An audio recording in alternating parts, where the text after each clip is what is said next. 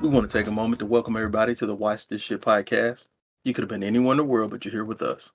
My name is Seneca, the movie professor, and I have my collaborator and cooperator here, Young Sam. Go ahead and introduce yourself.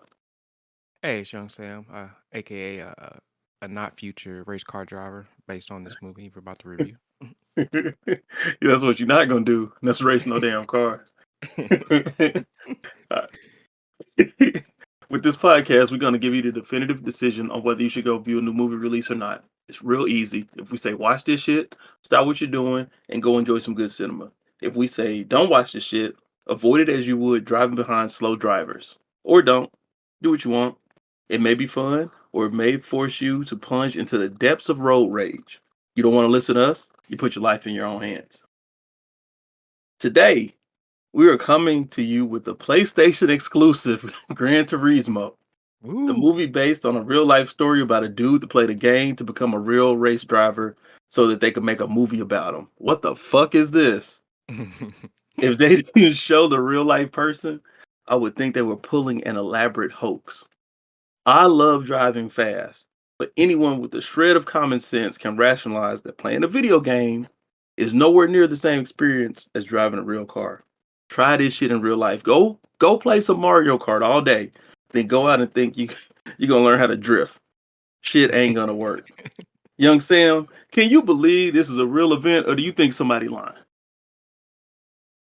I feel like it was stretched a little bit because, I mean, like they said in the movie, like some shit just don't translate. Like you can't just play a video game all day, even though Mhm. you have a sim rig, and I mean it's specced out, but it doesn't exactly correlate to getting in the car and actually feeling the speed. It's not the same.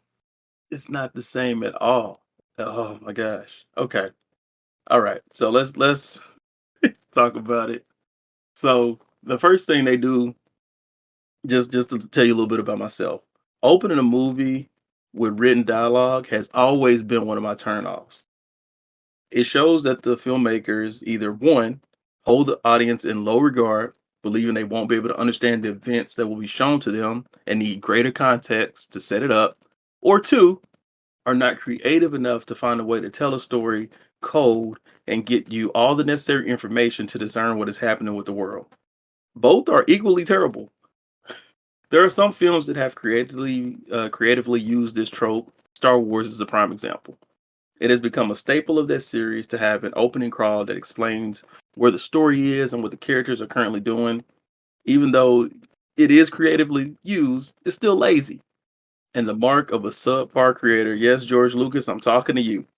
Your product is great despite you not being the best storyteller. The story is told with the simplest of shortcuts. A kid loves video games. His dad wants him to be serious and get a real job, or at least play a lucrative sport like football. Not American football, but soccer football. This movie takes place in the UK. His relationship becomes strained between his father's desire for him to quit wasting time playing video games and his younger brother being a talented athlete.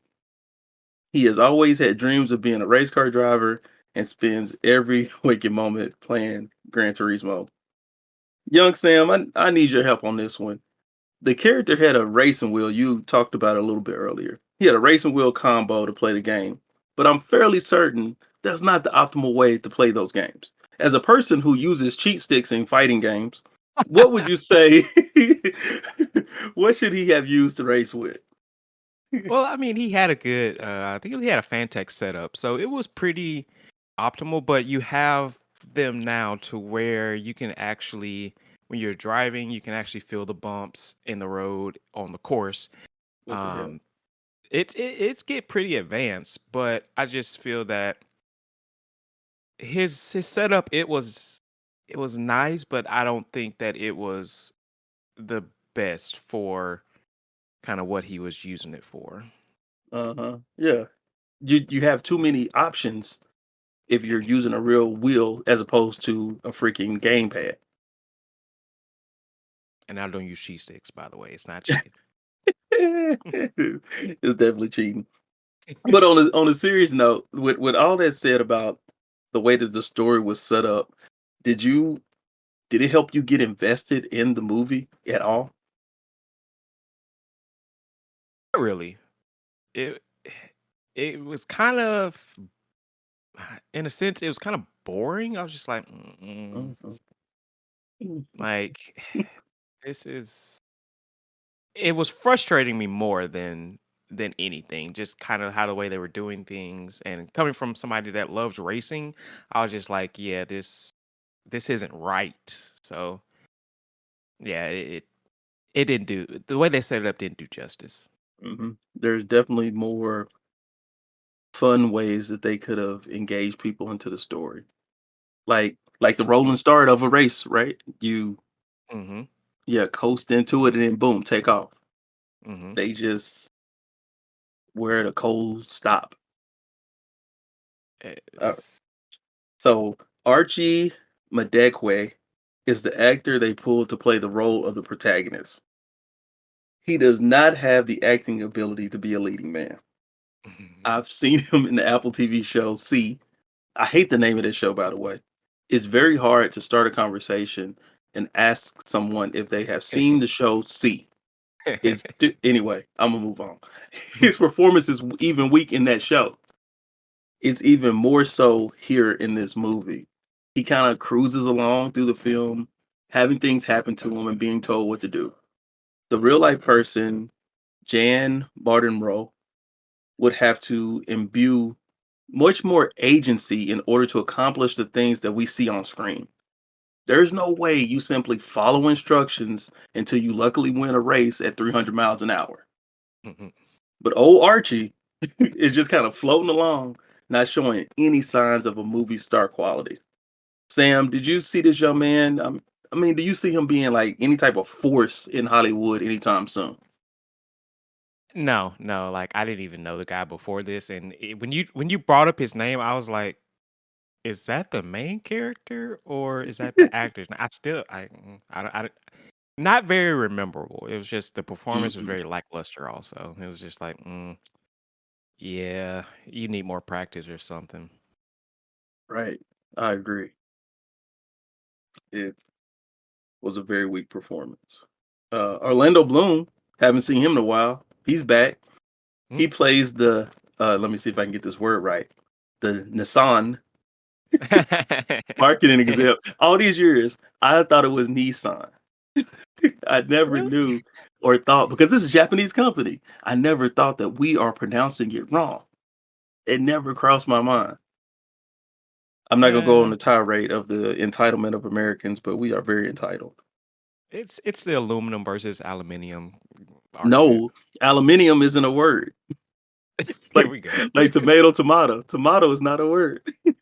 But Nissan is the correct pronunciation. That was crazy. All Anyway, right. he plays the marketing exec that comes up with the genius idea to take the kids with the highest scores and most log time on the video game. He's going to create an academy that is designed to train these gamers who have no real world experience in racing and turn them into Grand Prix drivers. This movie, I've alluded to it, but I'm gonna say it outright, tells us that it's based on a true story. I'm calling bullshit on a lot of it. This sounds like something out of a bad movie from my past. Remember the movie about the game tournament that introduced the Nintendo Power Glove? It was called The Wizard. Mm. It sounds made up just like that. I was tempted to go down a rabbit hole of research and discover if somebody really okayed this process and had people training in a montage to be race drivers. The only reason I'm not doing that is because I don't care enough to find out the truth. Again, Sam, I gotta ask you: do you think these events really played out the way that the movie portrays them? Is even 10% of this thing true? No, I don't think so. It's just it's way more to becoming a race car driver than what they portrayed. It's Right? more training, it's more mental. It's like they showed them working out, but like the workout they were doing just more like cardio. And I was like, well, it, a lot of race car drivers I see they're doing neck exercise because you're pulling so many G's and you want to have your Mm-hmm. head Gotta have stable. that It's just strong like, neck. Can't have that loose neck. yeah, I'm like, you're not they're not really. showing what it takes to become a driver. It's like they had this vision of what they think a race car driver does, but Mhm. they didn't care to consult with one. It's like, come on, it's not hard. It's not, but they made it super hard. Hmm. Um, and okay, so and Hopper from Strange Things comes in This as a man got a whole trainer. name. Yeah, today his name is Hopper from Stranger Things. Everybody knew who I'm talking about. He will most likely steal the show for most moviegoers. He has a more interesting journey than the main character. His Mhm, character was previously a racer that suffered a tragedy while racing in the Le Mans. He gave up driving and became a mechanic for other drivers. Bloom's executive knew of him, and he was on the list of potential coaches. He eventually was able to convince him to come and train the gamers to be real life racers. He was against the idea. The only reason Hopper took the job is so he could make sure none of the kids passed. Knowing how dangerous the job was, it was his duty to not put anyone in a situation where they would hurt themselves or others. While doing this, trying to make the kids quit or get eliminated, he was won over, not by Jan's charisma, but by the plot, and agreed to push the protagonist to his full potential. That's a fucking art. And yeah, his name is David Arbor. But everybody know him as the dude from Stranger Things. And mhm. he had screen presence to pull off his part. Sam, what do you think of his performance or any of these people's performances? Oh, yeah, Hopper, he was my favorite out of the whole movie, cause just the way he was grilling them kids, he was like, "Yo, Imma give it to you hard, cause pause, cause, he's like, "You" um, he's like, you're not about to pass," and then he had, like, I mean, he had some kids that passed, some kids that failed, yeah, blase, blase, but he had the strongest performance, I mean, Orlando's Bloom performance, it was okay, but I was kinda let down by oh, I'm gonna murder his name, Demon Hansu. Demon Hansu. I was kinda let down by his performance. I mean, he played the dad, but I mean, He had such limited time, and yeah, he was acting against the son. So yeah, not it was not too much of an excuse because Hopper pulled it off, right? He still put in a good performance, but Demon, he kind of just got a check. I feel. yeah, and then, the other, I guess you would call him antagonist, but then he turned into a protagonist, An ally Maddie. at least. Uh huh. Yeah, an ally, Hmm. Maddie, Darren Barnett. I saw him from oh man, it was a Netflix show. Never Have I Ever. I watched him in that, and I liked his performance better in that than this. I just felt like Wow. this was just it was just dry, it was boring. It was like, come on, just give me something to work with. Yeah, I agree. All the performances were pretty stale. Hmm. Pretty darn stale. All right. During during an early chase sequence, I'm getting to the CGI. During the early chase sequence that is supposed to establish the protagonist as a good driver, he uses his video game driving skills to outrun the police. Someone made the artistic choice to intercut video game footage into the chase. It looks as bad as you can imagine. There have been movies to do this, and most do it poorly. The CGI is reminiscent of a PlayStation 1 game. It would have been inventive to give these scenes the Scott Pilgrim treatment, putting status bars over real world events. If they had done this along with filming the racing slash driving scenes like Tom Cruise did for Mission Impossible, it could I could see these action scenes being extraordinary. Instead, they went the easy path, and it looks like they did. There is no heart in these racing scenes. If we hadn't been in a theater with half decent sound, I would have felt nothing. The rumble of the car's engine was the only thing that kept me in it. How do you feel about the dumbass decision to do PlayStation cutscenes during this based on a true story picture? Hey man, you know Sony they gotta interject their stuff where they can. Product And, placement of themselves yeah. is crazy.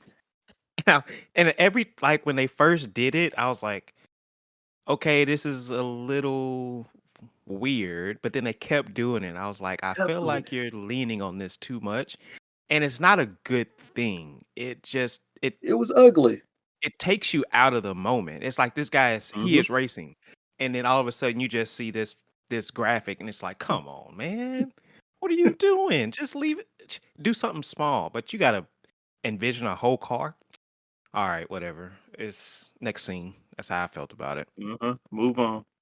Move on. Um, so, uh, uh, this still baffles me. But guess how they moved the kid from a sofa driver to an honest to goodness race car driver? If you said a motherfucking montage, you were right. Mhm. Just cut a whole bunch of scenes, and people will believe the impossible task was done in a Rekla. You probably don't know what that is, but Rekla is a phrase that was coined by grandmothers in the South. Shout out to my mother. Mhm. Is an indeterminate amount of time. The problem with this is they use different lengths of montages at different times. And because of this tactic, they skip right over something that I really wanted to see. There was a crash during one of the races that had Jan's car beat up. We totally skipped that scene. It felt like I missed something, even though I was looking at the screen the whole time. Now I will admit we did get a pretty dope wreck later when the main character decided to fly his car into a person, killing them. Oh I'm man, that's I'm not laughing. I'm not laughing because it really happened. I'm laughing about it happening in the movie. But that was my favorite bit. Um, oh. yeah, it was. Everybody kept telling him it wasn't his fault. But if you are driving a car and you fly that motherfucker into the sky and you run into a person, that's your fault.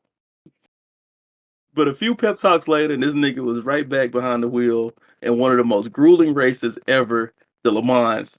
This race is done by teams of three because it's a 24-hour nonstop race. Did you like the racing scenes? The racing scenes. The only thing I liked about the racing scenes is the engine sounds because you could Hmm. tell that they actually used, okay, this is how a the GTR sounds, okay, this is how the Audi sounds, this is how Lambo sounds. They actually used real car sound, but that's the only thing because they just pumped it in your ear the whole time. But as far as the racing, it was unrealistic. Guy was 6 seconds behind, and he made up 6 seconds in 1 lap. No, that's not That's not happening. happening. It's not happening. I just that's just how I felt about the racing, just not realistic. And Yeah, the montage, it's like, how are you going from racing, you know, these I call them just sprint races or whatever. You're going to race in these races, Gran Turismo races, but then you jump to the 24-hour Le Mans in a new car, and you right. just no testing. You just go, hey, here's a car, drive it. It's You totally good. different from the other car, but Hmm. the one you just flew. But hey, we got you out of here. It don't work like that. It does not. And if any of these events really happened in the way that they portrayed it, it further lets me believe and know that professional sports is all a sham. This is further evidence. I need y'all to go ahead and research it. And if any of this story is true, any bit, even if it's the character's name, Mm. if he won any races after playing a freaking PlayStation game, sports is rigged. Which I already know the answer, but I'll let you figure it out. Anything you Mm. want to say before I jump into the final verdict? uh, I mean, I'm not gonna watch it again. Like it was. That's all I gotta say about it. It just I like cars. I like seeing those cars, but it was just like this is not Gran Turismo. This Mm-mm-mm. is Sony product placement. The movie. Yes. Don't watch this shit. If you want to see a decent racing movie about a true story, check out Ford v Ferrari. The Yep. sound, the acting, even the cars are all better there. PlayStation doesn't have the touch when it comes to making movies. Maybe they'll keep trying and get a hit, but all of them have been between basic and bland. Uncharted, Ratchet and Clank. I know it isn't easy to translate the magic of a game into a movie. For the longest time, I thought it couldn't be done. Then Super Mario came out this year and showed me there is a way to translate that to filmable content, but it has to be done properly with true love of the material. It doesn't have to be a one to one with the game, but it at least has to imbue the spirit of that game. This one tried to circumvent just being a video game by basing it on a true story. The problem is they still didn't put any heart into it. Nope. They just had an IP and was like, "Up, video games are kind of in, and we got to do something." So, Gran Turismo, here you go. Go. Yeah. Gran Turismo, go. Do it. Oh my god. Yeah. Not a Okay. good one. Not a good one at all. But as always, thank you for listening to another episode of Watch This Shit. You come here for the realest take on new movies. So make sure to follow us so that you're not left in the dark on whether you should check out a movie or not. If you haven't seen this shit yet, go on about your life. Don't even worry about it. Matter of fact, you're doing good. Damn, you're doing good. And check us out next time when we review The Last Voyage of the Demeter. Good day to you.